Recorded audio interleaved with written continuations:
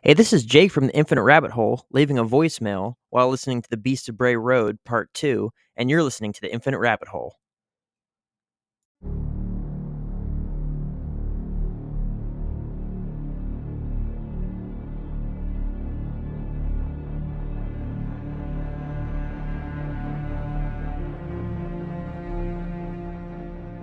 In 1882, a woman by the name of Madeleine Vinton Dahlgren would write a book by the name of South Mountain Magic. It was in this book that the uncanny reality of the mountainous areas of Maryland would be finally documented for the world to learn of. The likes of witches, wizards, haints, and creatures such as the Snallygaster and Dwayyo would finally escape the hills and hollers of South Mountain. Among these creatures, and many others, is one canine that was so feared and respected in the 1800s that the people who called the South Mountain area home thought of this creature as real as any other in the woods.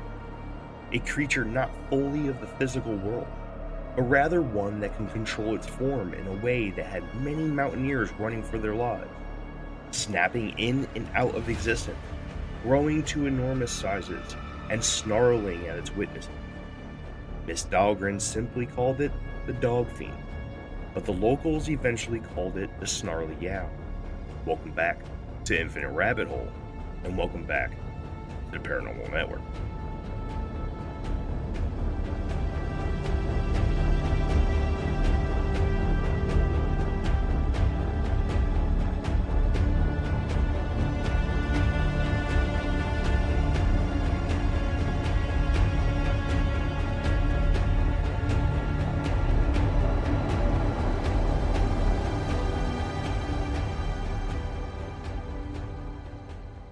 Welcome back to the Infinite Rabbit Hole. I'm your host, Jeremy, and today we're going to be diving back into South Mountain of Maryland, into another Maryland piece of folklore. But before we get into that, let's go ahead and announce our host for the day. Kid's gone. So, Where is Kid? She's not here today. Oh, She okay. said she wanted nothing to do with us. She left, but she said she'll be back next week. So, Jake, since you already chimed in, what's going on, man? How you doing? Dude, I'm beat. Whitney had her knee surgery last week. I've been taking care of her, running the house, doing all that sort of stuff, but I'm here and I'm ready to go. Real man's man, huh? Yeah. Well, good on you, man. You need to take care of her. Mm-hmm. She matters more than you. Oh, yeah. I'm just... Yep. She makes more money than me, so yes. Knee surgery is rough, too. That's a tough recovery. She had a knee replacement. Oof. She had a botched surgery that deteriorated her bone and destroyed her tendons, and so she had to have a knee replacement. So yeah. Oh God, I'm glad that you're taking 31. care of her. That sucks. So she's home all day tomorrow then, right? Yeah. Good. I'm going to place Mark with her. All right, moving on. Man, we've been home all week. You haven't hit me up once. What is this trash? Moving on, like I said, the birthday boy. Happy birthday, Jeff. How you doing, buddy? Thank you. 'Tis my birthday. I am doing well. As everybody can see on the Paranormal Network, I am standing. Yes, I have legs, and yes, they work. My knees are okay. I am standing because I've been sitting all day.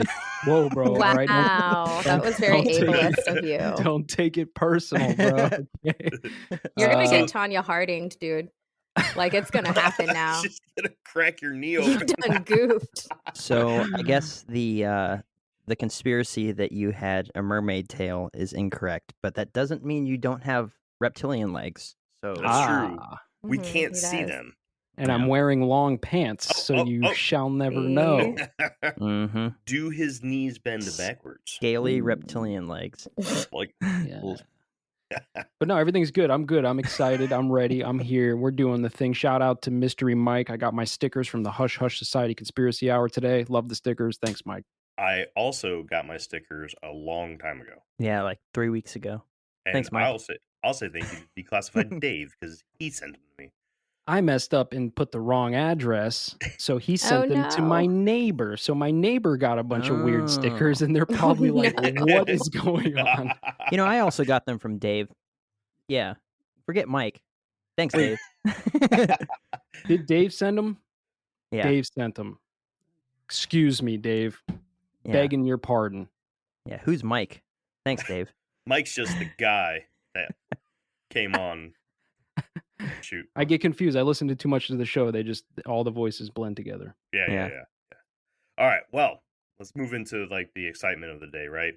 So let's get into our guest. Yes, we have a guest tonight. She is the owner and founder of the American Snallygaster Museum in Frederick, Maryland.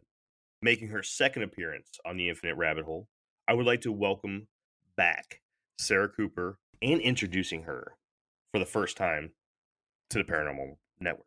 Welcome, Yeah, hi. Sarah. I'm happy to be back. I have a little cryptid with me here today who did not want to go to sleep. So we're trying to do our best. I did not do a write-up for him. I'm sorry. It's okay. His name's Mr. Beef. He likes taking markers out of a jar and throwing them on the ground and pizza. That's all you got to know. Mm-hmm. Very As nice. do many cryptids. Yep. That's kind of a typical cryptid thing is pens and cups and Mayhem. Yes. And mayhem. Mayhem. So how you been? How's the museum going?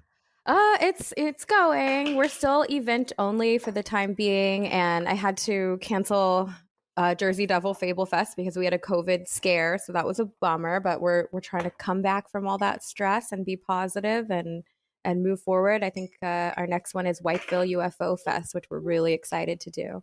I was going to ask if that one passed already because I knew that was next on your docket. Yeah, it's June 11th. I can't remember. I think it's June 11th, and we're sponsors of the event, so we got a logo up on their billboard and stuff. It was really neat. Nice. We're stoked, yeah. That's in Virginia, right? Yeah. Whitesville, Virginia? Mm-hmm. Or Whiteville. White? Whiteville. You said WYTHE. 11th, June? yeah. It's like a Saturday. Oh yeah, no, this is totally coming out after that. Oops. Yeah, too bad.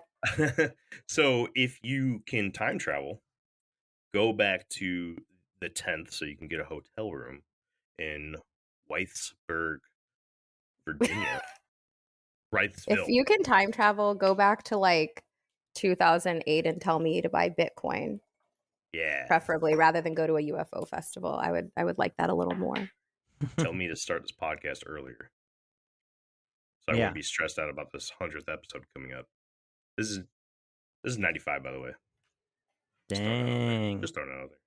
Yeah, I pretty remember our inability to get episode 1 out. Yes. Oh, we true. sucked so bad. I think we still suck. So Sarah, you actually were on the show not too long ago for the Snallygaster episode. How many flocks and drones of human beings did you get running up there to Maryland to come buy Snallygaster stuff? Not too many, unfortunately. but it's okay. They're all on the internet. They're fine. Oh, I got a cat at my feet. Well, all right. You ready to start talking some Yow? Yeah, let's talk Yow. Same thing as last time, Sarah. I'm just going to do the thing, and then you're going to say, no, that was pretty dumb, and tell me what really happened. And we got through the whole intro without mentioning pogballing. Congratulations, guys. But you did say it before you started recording. So. No. Oh, didn't I?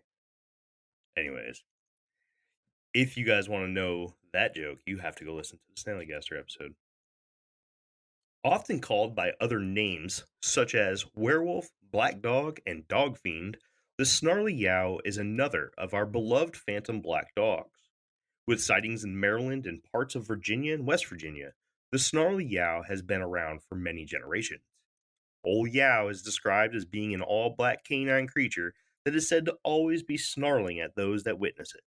Glowing red eyes, sharp teeth, a red mouth, and a bad attitude all come in the package as well. The territory that the Snarly Yow has been seen in is an area of the country rich in history of bloodshed and hatred. The Civil War was fought on this land, a monster born from the history of bloodshed and the lore of the Appalachian Mountains. The Snarly Yow gets its name from the posture it takes when spotted, snarling at its targets with its teeth clenched together and lips pulled back, accompanied by a long, deep yowl that seems to reverberate through your body. Witnesses describe a pitch-black wolf-like creature of incredible size and attitude. growling at those that crossed its path, emanating an offensive posture and its hackles erect, and positioning itself for attack. And like other black dog legends, it can simply just disappear. But unlike other subjects of the black dog phenomenon, the Snarly Yow is even known to stand up on its hind legs and run like a man.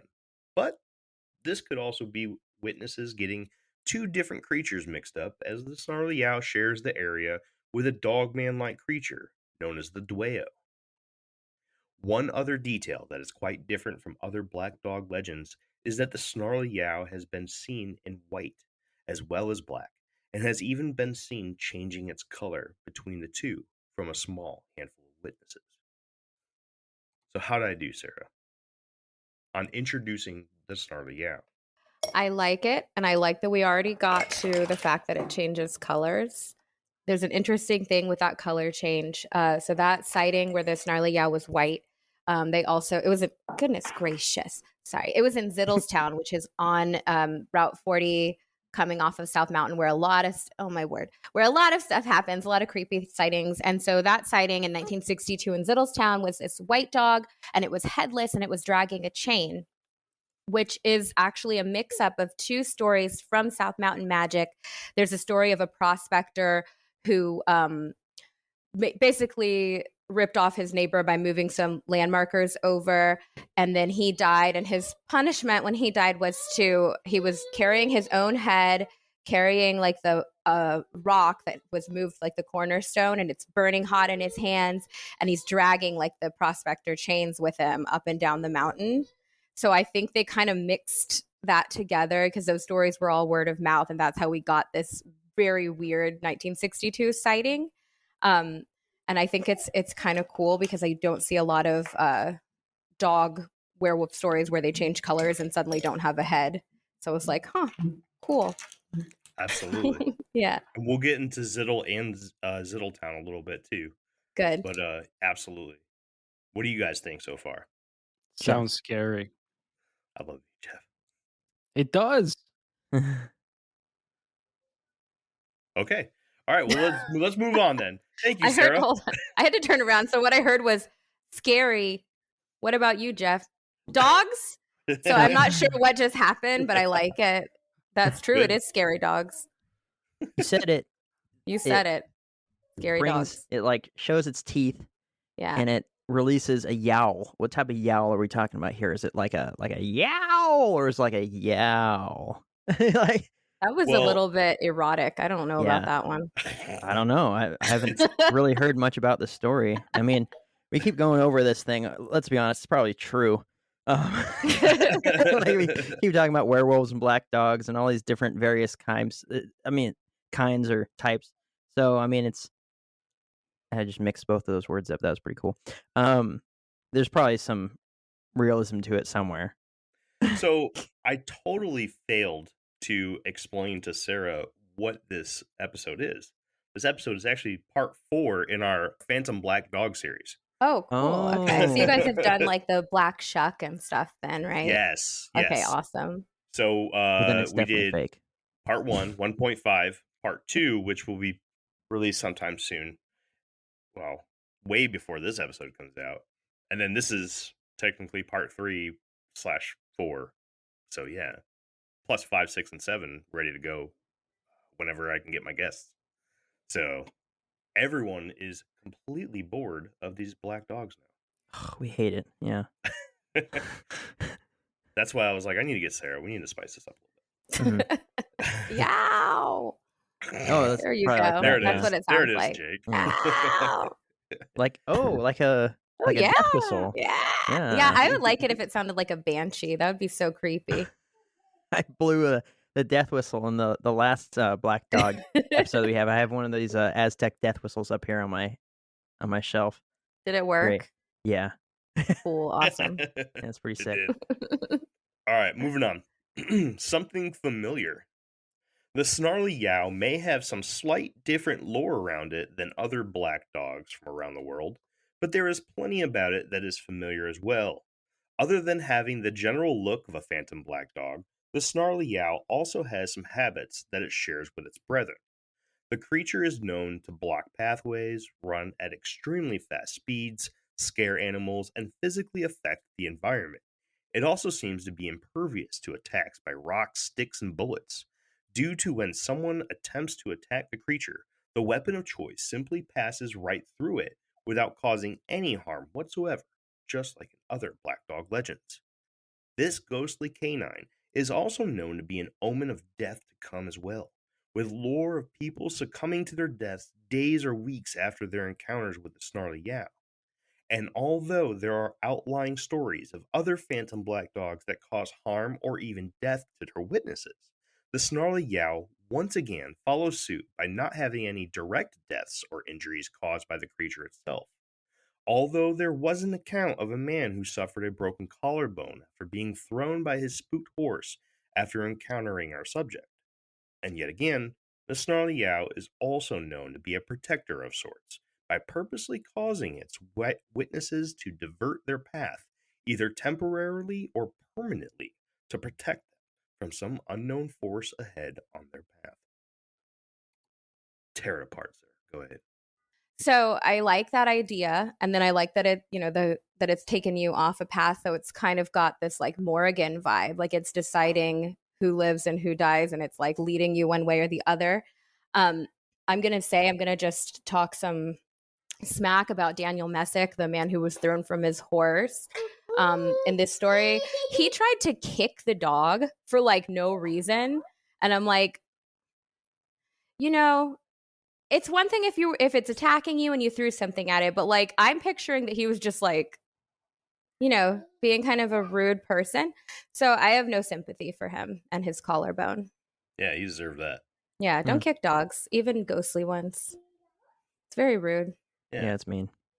Mm-hmm. Mean. What a scumbag. Daniel Messick and your whole family has spit on you. They probably still live in Maryland.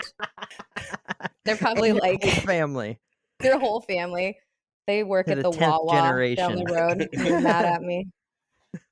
Guess we're not going to the Snallygaster Museum. I guess we'll take our business elsewhere. Probably. That's fine. Fuck them.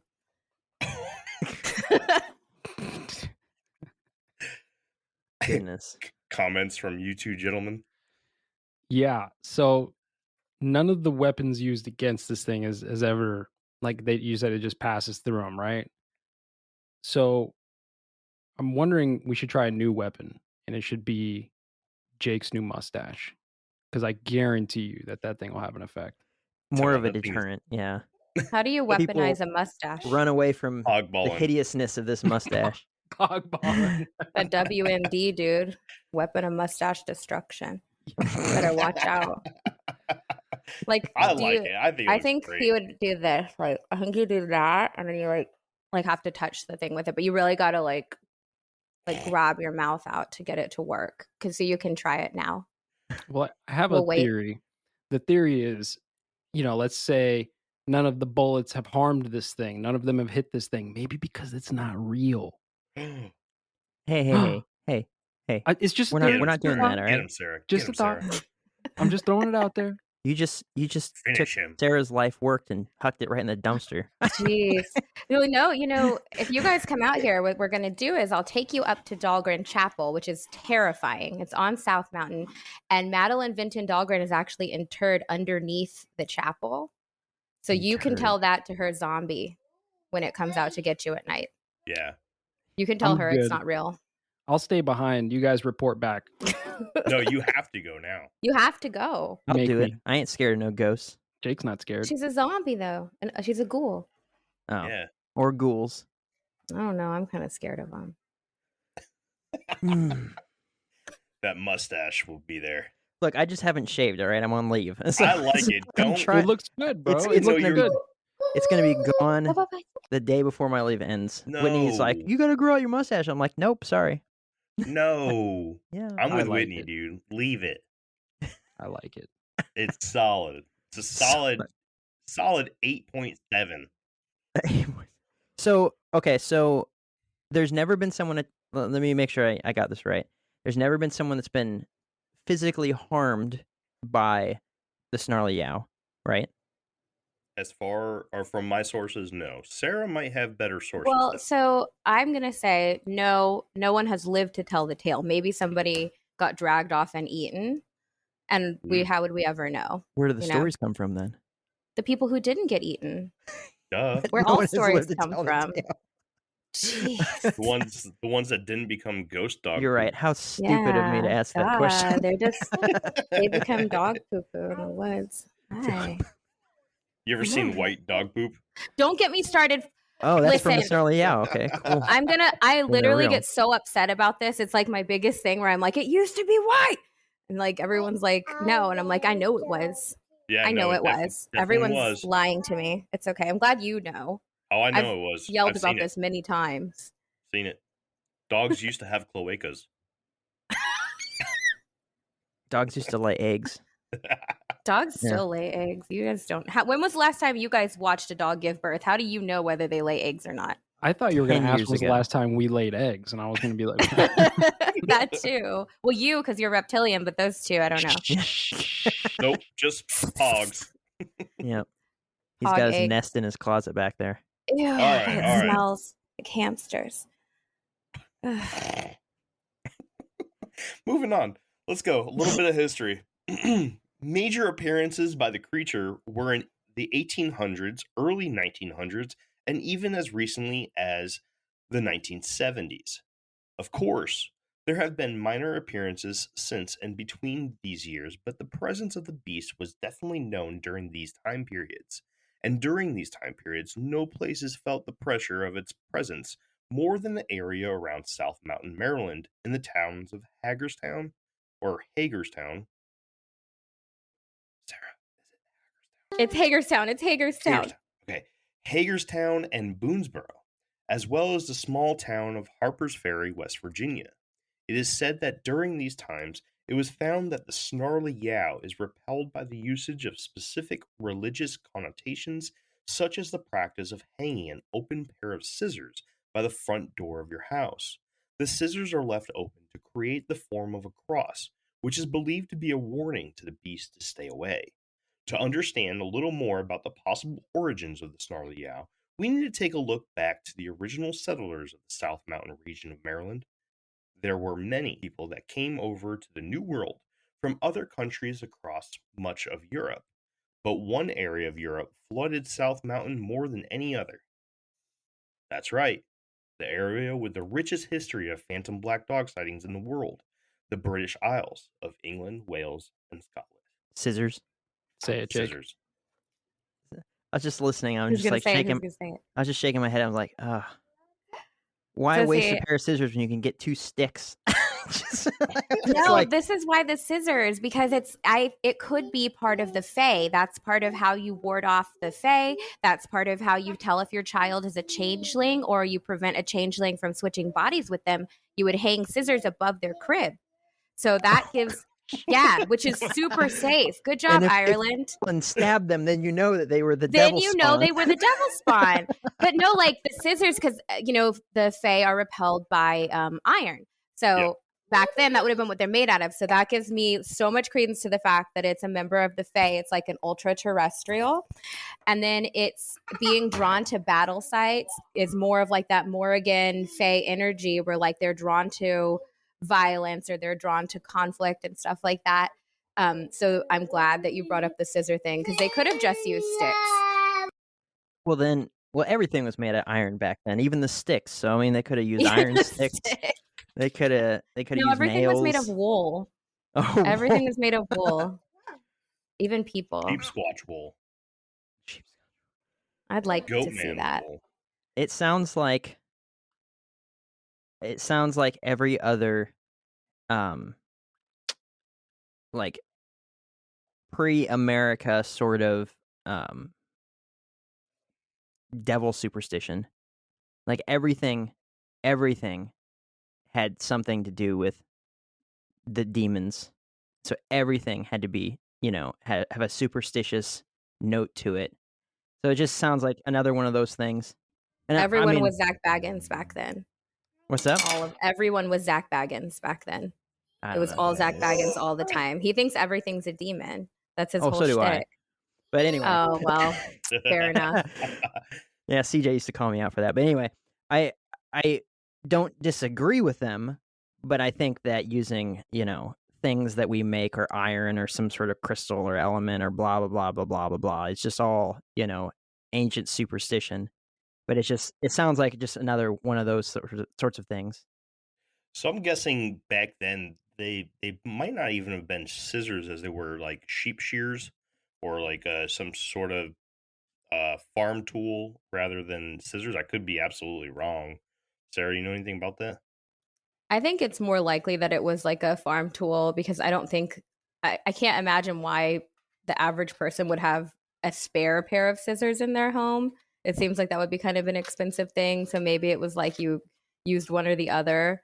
I'm not really sure like exactly, but given like that, the time period and the economic state of most people that lived there, it doesn't really make sense that they just have extra stuff Right. laying around. It's not like you could just walk down to the corner and go to your Walgreens or Walgreens. Walgreens. Walgreens. That's a South Mountain joke there for you guys. What was the time frame we're talking about again here? It's like late 1700s through 1800s for like okay. the big. And then slightly into the 1900s. Honestly, I think sometimes, and again, I'm the crazy one, so my opinions will change day to day on this, but sometimes I think that, a few hundred years ago, there was a lot of crazy, like, cryptids or monsters running around, and that's why a lot of these stories, came about. Whereas today, I think it's just the folklore kind of carries on. But if you go back a couple hundred years ago, like, totally could have been some wild stuff that was happening. I was talking to somebody at work about this, and they brought up an interesting idea, and I'll just throw it out there, see what you guys think. This person asked, why don't we get so many cryptid sightings now? And I was like, well, I mean, we do, but technically we just get like most 90% Bigfoot, 9% Dogman, and 1% everything else, right? It's just not a lot. And he's like, well, do you think that just like bears and elk and everything else, that maybe we just expanded too much and encroached on their environment too much? And, or, is it something that we just kind of grew out of? Like, it's like a sense that we lost due to our laziness and whatever. We just can't recognize them anymore. And I was like, that's actually a cool question. Let me ask my show one day, and here it is. Let's ask that question. So what do you guys think? Why is it that we see less cryptids? Like, let's say the Snarly Yow, right? There's no modern, I guess there might be a few. I don't know, Sarah. You could probably tell me I'm wrong there or right, but why would there be less modern sightings than there were back in the 80s? Teddy Roosevelt, dude. 1800s. Teddy Roosevelt, when he made the national parks. He relocated all the cryptids to the national parks. We have talked about this. And everyone that works for the Smithsonian is a man in black. So Jeff. That's literally. Jeff's like, yes. Yes, it's true. Go ahead, Jeff. Say things. Yeah, no, she's yep. I agree. Good old Teddy. Good old Teddy. What do you think, Jake? I somewhat agree. So I look at every cryptid from the angle of it being a possible flesh and blood thing versus a spirit or something, right? Unless it's a demon. In any case, I have to look at what we did as human beings to this nation in the very early stages when it came to hunting. So before there were wildlife whatever, when you have to go get a hunting license and all that sort of stuff and you get your deer tags and everything, you're going to go deer hunting or elk hunting or whatever it was. We dang near hunted like this country, like the natural animals in here, the game animals, we dang near hunted them to extinction. So if I'm going from the angle of like most of these things maybe at one point were flesh and blood creatures, say there was a giant wolf out there or something like that, and maybe they're just really difficult to kill, which could lead into this whole like, oh yeah, they just, nothing can touch them and it passes right through, or folklore spawns from that. But if we destroy all of their natural food sources, or most of them, I really don't know what, when we killed off almost all the elk and all the deer, what it did to the bear and the wolf populations.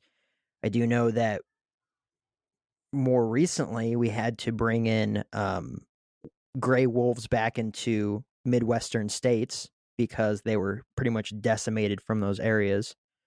So I'm sure it had some effect. And then, but then bringing it in the forestry service and the wildlife management and all that kinds of stuff to preserve and then boost the populations of these animals, and then also the construction of these, was it protected areas, you know, hundreds of miles of forest in the United States that's completely protected and closed off, areas that you can't go into. So I think that there is some level of possible fact, I guess, or truth that comes to that statement, that we could have killed off a lot of them just because we decimated their prey, but then making these giant, massive, areas of land where they could repopulate themselves, but in a protected environment where no one's around to really see them or mess with them, or whatever. I mean, it makes sense to me. And on the other side of that, I think that the reason why, if it's not the angle of that they're real and they're real flesh and blood animals, I think that we're just less superstitious. There's not many things that go bump in the night that we're really freaked out about. You ask the average person, if something bangs around in their house somewhere in the middle of the night, they're not going to think, "Oh my gosh, it's a ghost." They're going to say, "Someone broke into my house." Right? We're more aware of what's around us and with the possible things that can exist and can't exist, or should exist and shouldn't exist, right? We're not wrapped up in extreme superstition anymore. We can use flashlights to see in the dark. We're not like, oh, the sun went down, I guess the monsters are out, right? We can just shine our phone and be like, nope, nothing there. At least from what we can see. So I think that there's more information, more understanding of how the world works.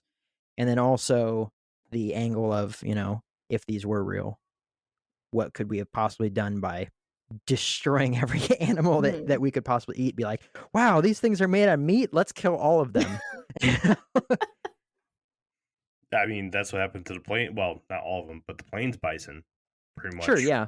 almost went extinct because Those of all that. mountains of skulls and stuff, Yeah. that you can see in the black and white photos. It's absolutely atrocious. But until what we know today of wildlife, management and all that sort of stuff came about, it was just free range for whatever you wanted to do, however many you want to kill, all that sort of stuff. So, yeah. Hey, everybody. Bear with us while we take this quick break. What about you, Jeffrey? Yeah, Jeffrey. Jeffrey. Yeah. It's probably a mix between what Jake just said, and also, like, I do think that there's a level of our, how do I want to phrase this? Like, things have been happening, in my opinion, over the last like 100 years or so, where they've utilized technology and like scientism, right? My favorite word. And they've actually like made it almost impossible for us to perceive things that we used to perceive, right? Like, I think that truly as humans, we were able to do things superhuman like at one point, right? And that includes things like seeing partially to the other side, right? Other dimensional beings and things like this. So, like, I think that all of that has just, we've been so dumbed down by everything that maybe we've just lost the ability to actually see some of these things that may or may not have been in this three-dimensional world we're in. Maybe it was somewhere in between, and now we just can't see it anymore. Like a loss of a sixth sense kind of thing. Yeah. I love that. I think that technology definitely did a big blow to the collective unconscious and our ability to perceive things and connect with other people. And it just gets worse and worse and worse as time goes on. But it definitely can apply to supernatural creatures or whatever we want to call them, ultra terrestrials, John Keel style.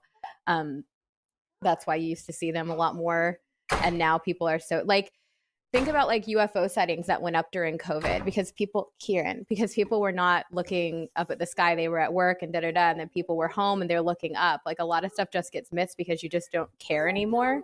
So I think that makes sense completely about why we're not seeing cryptids. He sounds like he's destroying.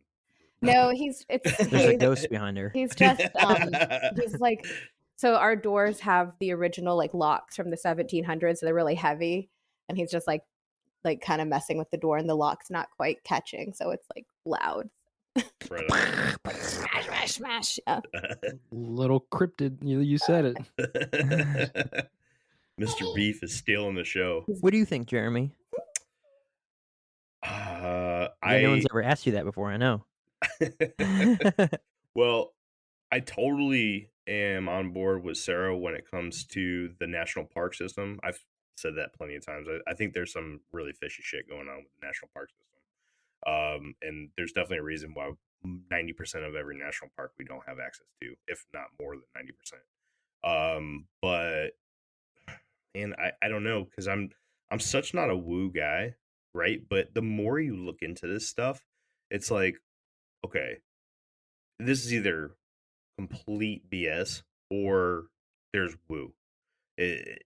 Flesh and blood just kind of gets pushed out, right? And so I don't know, man. I'm undecided, honestly. It's a mixture of what everyone was saying, and I'm not going to come up with an original answer here. So I'm just going to skip and say ditto, ditto, ditto, ditto. Ditto to all of you, your disagreeing arguments. Yes. Yes. Although you all disagree, I agree with all of you. Yes. All right. Let's actually talk about the Snarly Yow for a second. All right. We did that one. Moving on. Sometime in the 1800s, a man by the name of William L. was traveling along National Pike on his way to the cabin in which he lived with his family near Glendale, Maryland. At around 10 p.m., he encountered a very large and ugly black dog just outside of Glendale. As William got closer to the animal's position, the dog made its way into the middle of the road, as if it were attempting to prevent him from passing through. William began attempting to scare it off by throwing rocks, but according to William, the rocks passed right through the animal. Then, William began to walk faster, and the animal grew longer, until it eventually covered the width of the entire road. Snarly Yow stared at William and began to snarl. William believed he was going to be attacked, so he attempted to punch the dog, but his fist went right through the animal and caused no reaction by the Snarly Yow. Soon after he began to try to fight the beast, it simply just walked off into the tree line and disappeared. William continued home without any other hiccups. Now, we all know many other accounts of these phantom black dogs where they momentarily block your path as a way of protecting you from something. Even though William had no other issues that night, do you think that the Snarly Yow was simply protecting him from something else? Remember, the likes of the Dwayyo, the Snallygaster, Bigfoot, Sheepsquatch, and Devil Monkeys have been spotted in this general area and around this time frame. So what do you guys think? Okay, so just you could be saved from something and never know, right? Like you have that multi-dimensional theory that like something splits off, you went somewhere else, maybe it was the Snarly Yow got involved. So just you may not even know what you were, Kieran, for goodness sakes, what you were saved from. So he doesn't necessarily have to have a close call kind of story.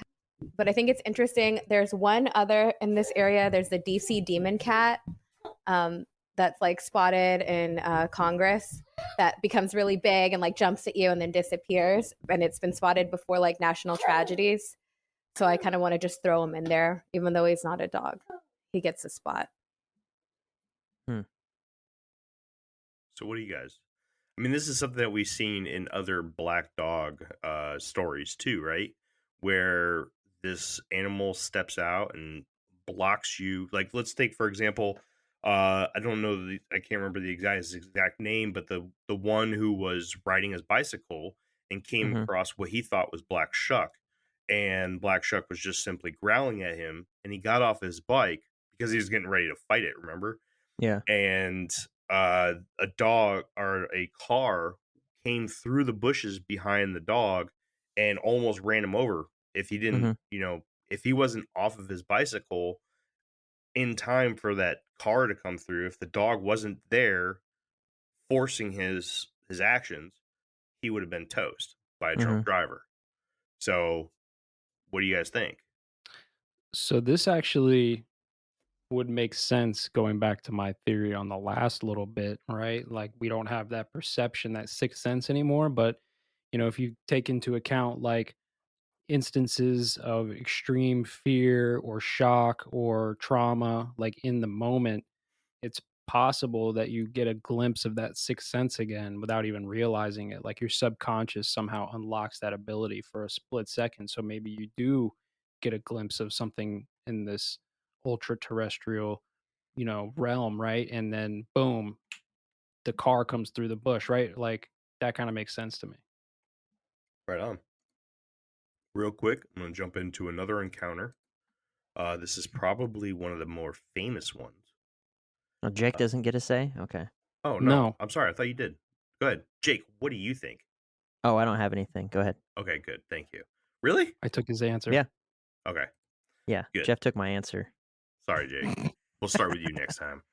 A Cool. man only referred to in George Dudding's book, The Snarly Yow, as Mr. W was a man of impeccable marksmanship. One day, he was walking along the National Pike when he encountered the Snarly Yow crossing the road in front of him. When the dog noticed Mr. W in the road, it turned towards him, showing its teeth, and let out an aggressive growl. Mr. W grabbed his rifle off his shoulder and took aim at the beast, and at close range fired a dead, accurate shot right into the monster dog. But as he watched, his shot seemed to drive right through the dog with absolutely no effect. He became shaken at the possibility of his rifle not being able to protect him from this gigantic and angry mutt. He reloaded and fired another shot into the beast, only to get the same reaction: nothing. Then went on to repeat doing so. He had fired a few more times with absolutely no effect. The realization of his situation sent his brave, sure shot mountain man running in the other direction for his life. On the north side of US Route 40, there is an information plaque that has a few tidbits about the Snarly Yow and is easily available for all of the public to see. On this plaque, the story of Mr. W is included in a light blue block on the right side. She's smiling. Say things, Sarah. My kiddos is making so much noise. Yeah, Oh, that okay. plaque is super cool. It's right by Dahlgren Chapel and right across the road from South Mountain Inn, which was Madeleine Vinton Dahlgren's summer home where she wrote South Mountain Magic. And then you kind of go down and then you have Zittlestown. It's a really spooky area. Like it's terrifying. Um, I've been up there many times and like being up there, like as the sun's going down is really unsettling. You can just feel this like creepy presence coming off the mountain. So like it makes total sense why all these scary things happen there. But it's really fun to like drive past and see people looking at it. Like they think it's gonna be a Civil War battle information sign and it's about like cryptids. It's always really fun for me to watch people reading it. That's cool. What do you think, Jacob? I don't know. Okay. Jeff, this is your turn to get skipped. Fine. All right. This one's short. Now, I don't normally like to include encounters if I cannot find a name or some other details like a date or a specific location at least. But this one was so different that I thought that I just had to share it. One man from South Mountain area came about the Snarly Yow prancing around one day. So he took out his large axe and swung it at the creature, cutting the animal in half. He was shocked when the two halves of the Snarly Yow began prancing around independently before joining back together and letting out a loud growl at the man. Then the Snarly Yow turned, leaped over a church, and vanished. The end. Fake. Clearly, this guy didn't get the memo that weapons don't hurt it. So either everyone that's saying, "Oh yeah, I shot it and I punched it and I tried to fight it and all that stuff," either they're lying or this guy's lying. And I would say that it sounds like this guy's lying, considering that there's way more stories in the of the opposite. Now I'll tell you how he's lying. It doesn't become two halves. It's like an earthworm, dude. It becomes two Snarly Yows. Everybody knows that. That guy's Everybody foolish. knows that. Freaking foolish, dude. What an Everybody knows idiot. that. Right, Jeff? What an idiot. Yeah. You know what that story reminded me of? No shit, when I was reading it, I was like, this reminds me of the story where in the Snallygaster episode where the guys at the train station were fighting this Yeah, this ridiculous. In dragon. Emmitsburg, and one of them's overalls came off and he was naked. Come on. Don't. You weren't fighting this thing for an hour. Ridiculous. And then Sarah, in the episode, she goes, "Oh, he was fighting a dragon of some He sort." He was fighting a dragon for sure. A one-eyed dragon, absolutely. So ridiculous. Yeah, this the Snarly Yow like cut in half. I also need to know, did the story specify, was it like width-wise or lengthwise? Because that matters to me. This is complete horseshit. It's a pretty strong axe blow too. Yeah. Man. Right? Was it Paul was a big Bunyan? No. He was like, Nameless. Maybe. maybe it was Paul Bunyan. He's it the only didn't one say that it. would have a big enough axe. The book literally didn't say it wasn't Paul Bunyan. So it was. Fact. Oh shoot. Yeah. So. And by those standards, that could have been like, I don't know, Teddy Yeah. Roosevelt. Could've Could have been It anybody. was Lizzie Borden. I don't know who that is. We're just gonna make wild accusations. It was Jack the Ripper. Yes. You know what? Let's put this on a celebrity. Let's Oh, let's Tom continue. Mel Cruise. Gibson. No, I like Oh, Tom yeah. Cruise. Oh, fuck Tom Cruise. Yes. Tom Cruise goes Dude, around He's slapping gonna sue ghost dogs.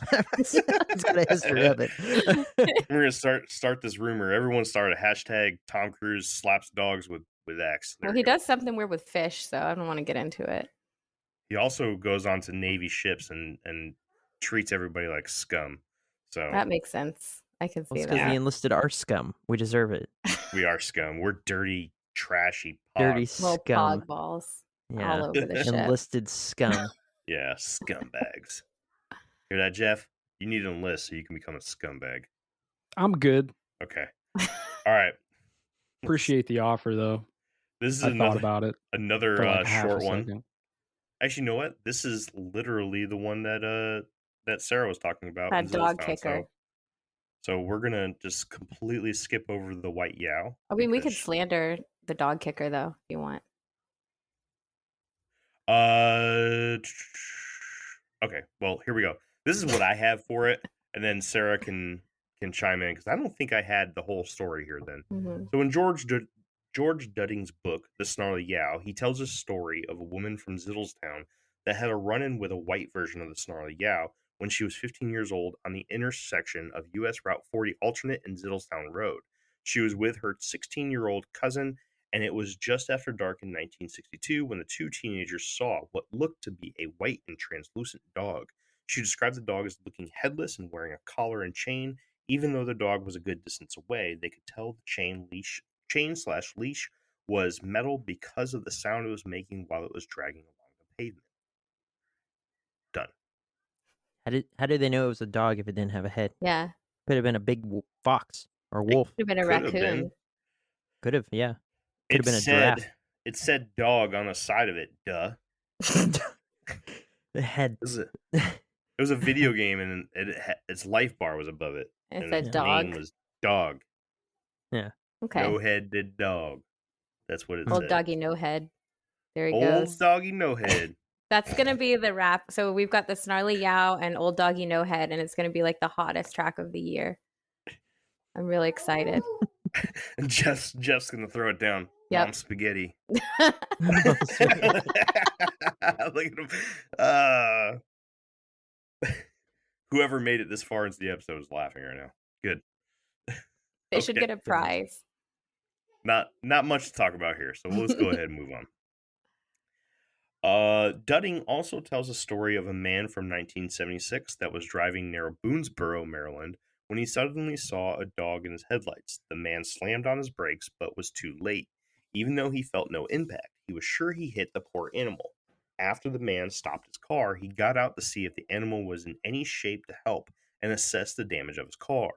To his amazement, there was no body in the road, and there was absolutely no damage to his car. Just as he was beginning to feel better about the whole situation, he heard a low growl come from behind him.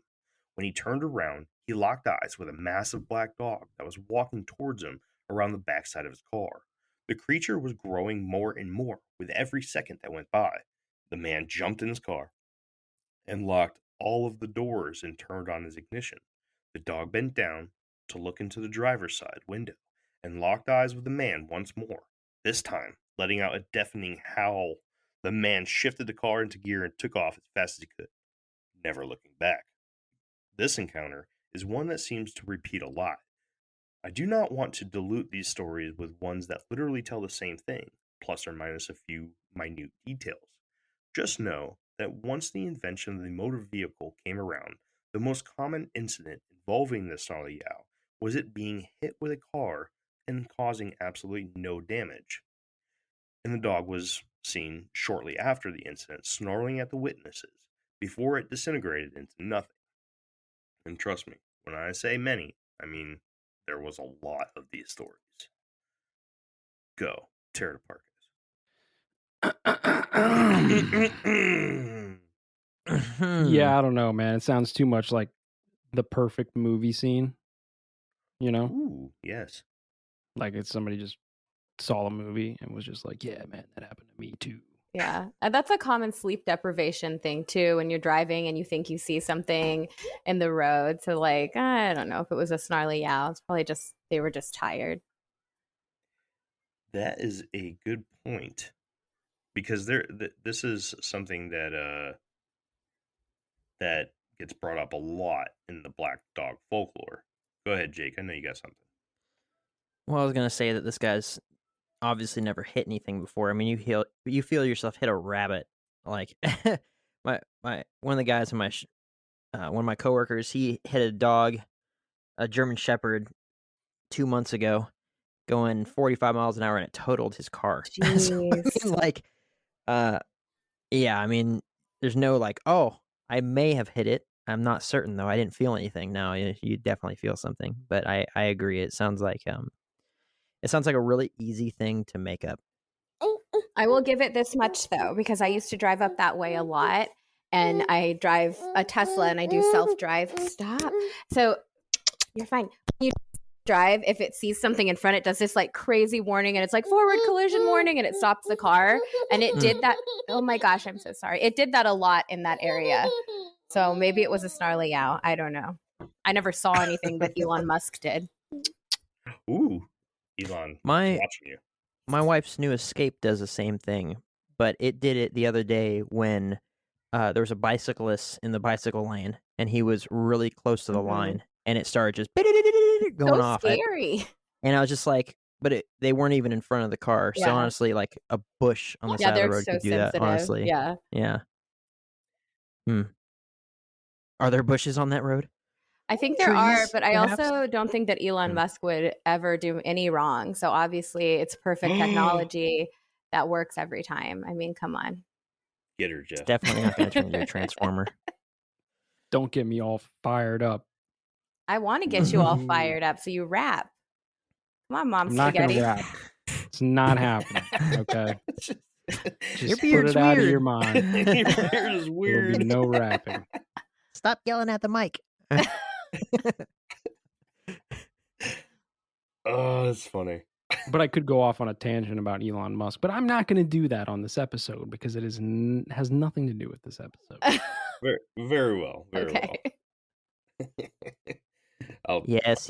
He's the leader of the New World Order, we all know. He is. The transhuman. I had to get the mark of the beast to open my car, so it's already happening. right here. Kidding.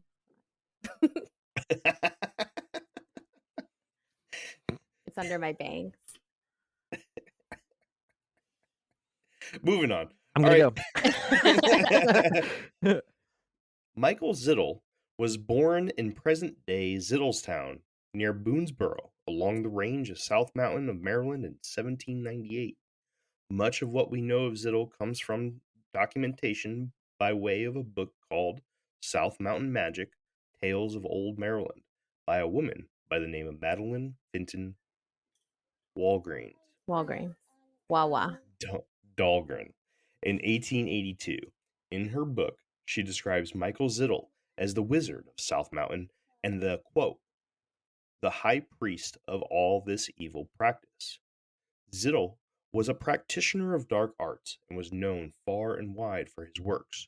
He came to be known by many titles such as sorcerer, black magic wizard, conjurer, hexer, spellcaster, and charm maker, as well as being known as openly practicing witchcraft, Satanism, and demon worship.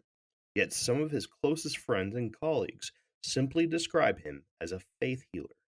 Zittle never charged for his services, but eventually ended up publishing a book of spells for the easier, less serious spells that were commonly asked for by many people.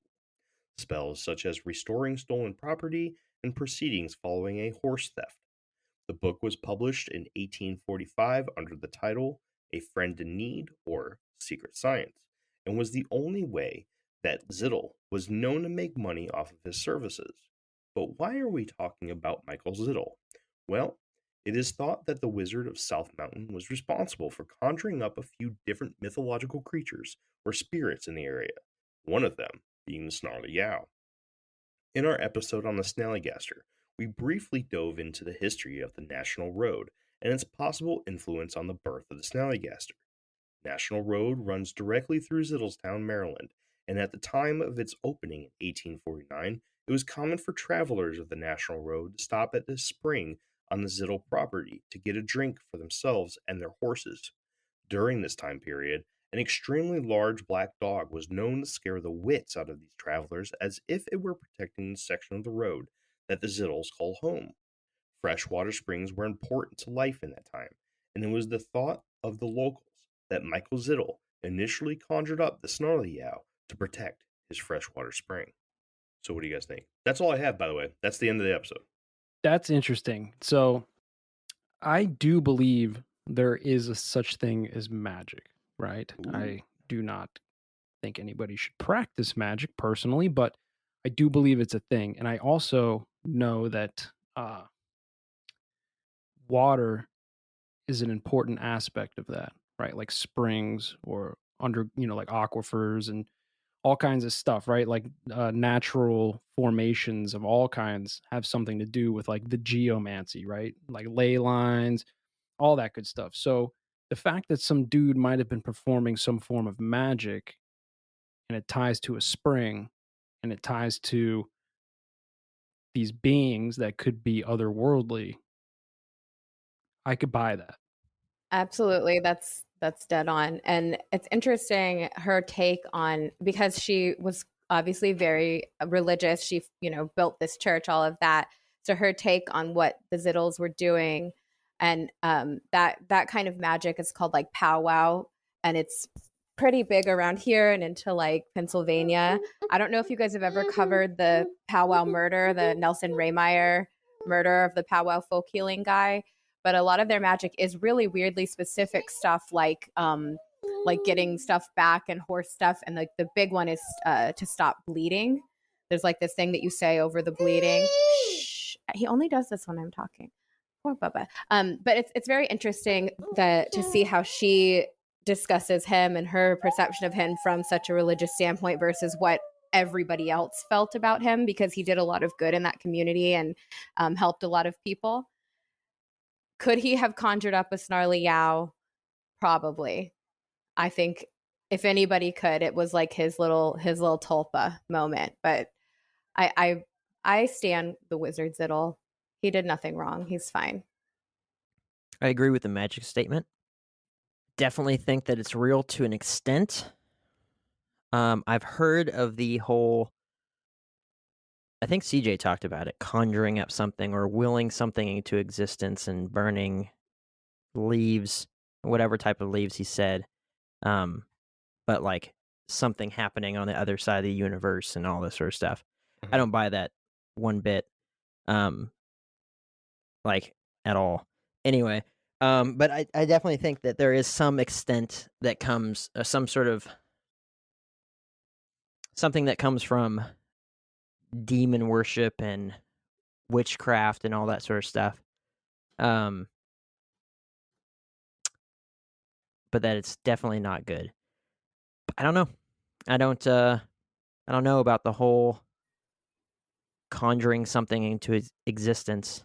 I mean, I would imagine that with that sort of practice, that the only thing you could bring out would be maybe the spirit of a dead person or a demon. Um, and for that, I have to reference back to biblical stuff. And once again, with like the last one, I don't recall there ever being a situation where an angel or a demon represented themselves in the form of an animal, though I don't think that it's entirely impossible. And certainly the Bible doesn't include everything that's ever existed. But yeah, interesting take for sure. Um, yeah, I don't know. Right on. Like I said before, in a previous Phantom Black Dog episode, I think that because of the sheer number of these Phantom Black Dog encounters and stories and folklore and everything, there's got to be something there. Specifically, the Snarly Yow, I'm not 100% sure. I think it's very interesting. I like the idea of Michael Zittel um, creating it to protect his spring, although it does sound a little too romantic for me. Mhm. As you know, just kind of it's too woo, it's too sexy. You know, it just I don't know, it just creates too nice of a story for it to be true. Yeah, If that makes any it works sense. too well, and a lot of stuff Right. got blamed on him. So like because folk magic and that powwow magic incorporates a lot of elements of Christianity, a lot of people found it to be blasphemous. So there were, the people that really liked him and then the people that were very offended. So I think he became a scapegoat for a lot of things in that area at the time. Right on. So I'm still up in the air, although like I said before, I think I'm leaning towards these phantom black dogs being a real phenomenon. And the Snarly Yow is definitely one of these phantom black dogs. So, Sarah, before we let go, what did I miss? Do you have anything else that you can add to I think all that the? you crushed it, honestly. Sadly, the Snarly Yow doesn't have as much coverage from like the press. It's a lot more like really old timey stuff, and then the occasional word of mouth. So it doesn't have the same, as Jersey Devil and Snallygaster and Sasquatch. You don't see a lot of that kind of stuff. So it's harder to find stories that aren't so over the top, ridiculous, or so out there, don't have any real source. So it's a more difficult one to cover. But grouping it in with other black dogs was a good idea because it's definitely part of that, and it was part of the folklore that was brought over by the settlers, who came from England. Now to finish off this South Mountain area's folklore trio, I have to try to create an episode on Dwayyo, and I tried Yeah, already, and it's just not there's not there. enough. It's No, not. it's really a Um, bummer. I think a reason why it could have such less popularity. I mean, this is the first time I've ever heard of it. Obviously, this is Maryland, but I lived in Virginia for 10 years and never heard of it, right? Hmm. If I had seen a massive black dog or giant wolf or something like that in the woods, I would more than likely say I saw what I think I saw, which would be a giant black dog or a black wolf or something like that. I could look right at this thing and not think Snarly Yow, Hmm. because I've never heard of it before. Hmm. So maybe that name has just been somewhat lost to history, right? People still see the same thing, but they don't refer to it as that. So when you go look it up, you only see these like, all these people back then that called it the Snarly Yow, versus now where I agree, you could say well, it's in the black dog category Mhm. because it is, right? It just has a specific name for a specific group of people or a specific area or whatever it is, you know? Mhm. Quick before we let Sarah have the mic and let everybody know where they can find her, I want to go over real quick my sources. The first book is, of course, Miss Madeleine Dahlgren's South Mountain Magic. Awesome book. This was thanks to Sarah for pointing this out to me. Another one that was recommended to me by Sarah for the Snallygaster episode was The Mysteries and Lore of Western Maryland by Susan Fair. Also a fantastic book. There's not too much Snarly Yow in here, but it is mentioned. You guys really There's, need to get Susan Fair on the show, by the way. She's an amazing guest. well, maybe next time you come on, you can bring her with you. I'll try. Okay. And then the last but not least, George Dudding's Snarly Yow, where he touches a little bit onto the Snallygaster and the Dwayyo. Also, anything from George Dudding is a very good introduction to anything. I have plenty of his books, and he does a very, very good job at introducing a topic to you before you do your deep dive. So Sarah, you know the thing. Do the thing where you tell everybody where they can find you Sure. and who you are and all that stuff. Okay, I'm Sarah Cooper, the owner of the Snallygaster Museum here in Frederick. So on Instagram, we are American Snallygaster Museum. We are snallygastermuseum.com on the internet, and I still have not put anything on my TikTok, so I'm not even going to promote that. Well, we just started our TikTok. I'm going to go ahead and put that out for Kenzar because Kenzar is spearheading our TikTok. Look for us on TikTok. I don't know what we're called. Do you guys know what we're called? Infinite Rabbit Hole Pod, I believe. Infinite Rabbit Hole. I was going to say something probably about Infinite Rabbit Hole. If I had to put my finger on it. Infinite RH Pod is Infinite is our thing. Yes, Infinite RH Pod, all one word. Check it out. We need 1,000 followers so we can start going live. All right, so that has been our episode on this Snarly Yow. How do you guys think we did? Leave us a comment and stop by our Facebook group.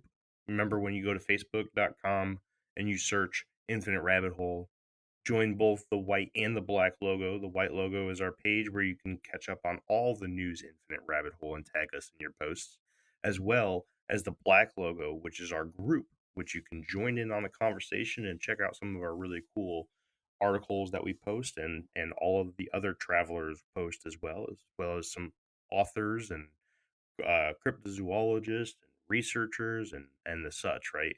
And then of course there's the random. Every so often we get blessed with a conspiracy post by Jeffrey, which is always fun, but he seems to always forget us, but that's okay. Yeah. He'll post on the Shadowban podcast group all the time, but us sometimes. Anyways, do you guys have anything to say before we sign out? Yeah, hit us up later and we'll make Jeff do a rap and throw some sick beats behind it While he's eating spaghetti. while he's eating spaghetti. Mom's spaghetti. We will not be doing it. Can you go to your mom and ask her for some spaghetti? No. Okay. Maybe. And then rap about it. And you need to wear a sweater. Yeah. Just like that. Just wear what you're wearing now. Yes. You like this? Yeah. It's cute. Very, Thanks. very dark. Well, we lost Sarah. She had to go. Mr. Beef needed to take a nap. But always a pleasure, Sarah. Thank you for joining us. Yes. Yes. Thank you for joining us. I appreciate it. Until next time, travelers. This has been another path on the Infinite Rabbit Hole. We'll see you next time. Bye. Bye. Bye.